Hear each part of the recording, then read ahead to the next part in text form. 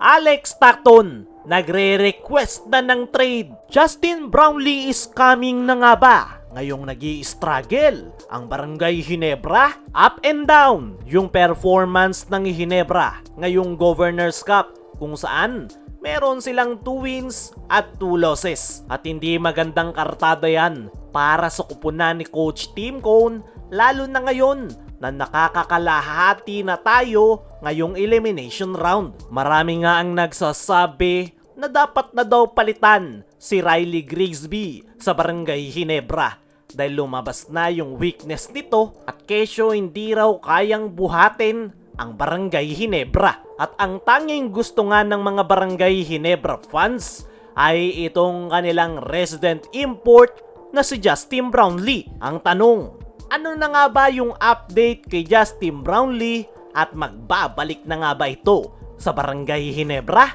As of now, kasalukuyan pa ring nagre-recover si Justin Brownlee mula sa multiple injuries na kanyang iniinda. Wala ngang basketball activity si Justin Brownlee at talagang pahinga at recovery lang yung kanyang ginagawa. Ang magandang balita ay okay at maganda yung recovery ni Justin Brownlee. Dahil nga wala siyang basketball activity ay mas mabilis yung kanyang pagpapagaling at walang chance na lumala pa yung kanyang injury. Yung inilabas nga na timetable na recovery netong si Brownlee ay 6 to 10 weeks bago yung kanyang pagbabalik in action. At nakakaisang buwan na nga si Justin Brownlee ay next week nga ay yung kanyang 6-week recovery. Sayang magandang balita para sa Barangay Ginebra dahil nalalapit na ang pagbabalik ni Justin Brownlee sa Barangay Ginebra.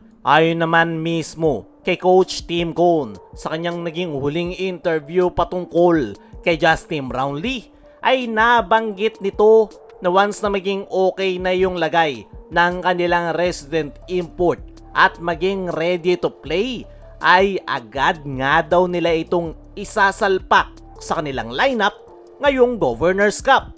Isa lang ang ibig sabihin niyan mga chong, talagang inaantay ng Barangay Ginebra yung pagbabalik ni Justin Brownlee ngayong conference. At mukhang alam rin ni Riley Grigsby na anytime ay pwedeng ibalik si Brownlee sa Barangay Ginebra. Pero ang tanong, makakabalik na ba si Justin Brownlee? Kaya nga nang sabi natin kanina ay next week yung 6-week recovery ni Justin Brownlee, kung saan pasok na yan sa timetable na inilabas na pagbabalik ni Brownlee sa Barangay Ginebra. Pero possible na i-extend pa yan depende sa naging recovery ni Justin Brownlee. At depende din yung pagbabalik ni Brownlee sa performance ni Riley Grigsby. Pero sa nakikita nating laro ni Riley sa Barangay Ginebra ay possible talaga na mapaaga yung pagbabalik ni Justin Brownlee. Dahil hanggang sa ngayon,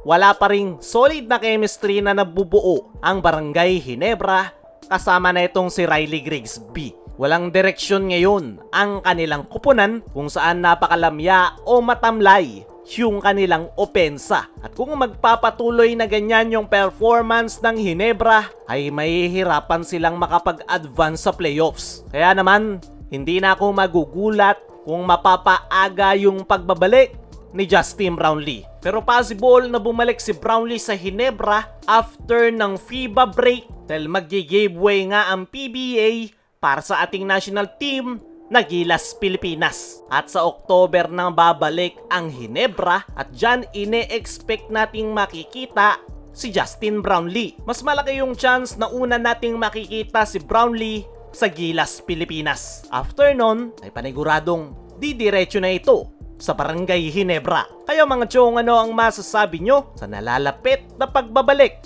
ni Justin Brownlee?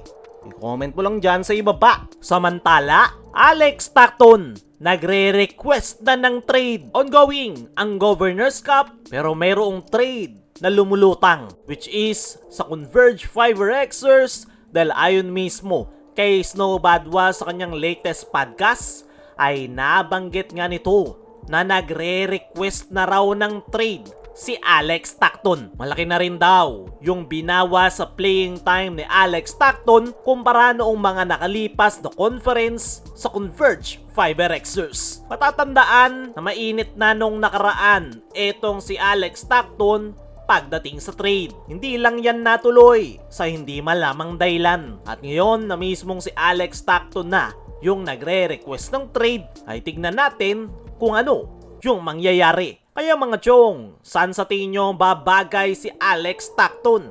Ano rin yung masasabi nyo sa update patungkol kay Justin Brownlee? I-comment mo lang dyan sa ibaba.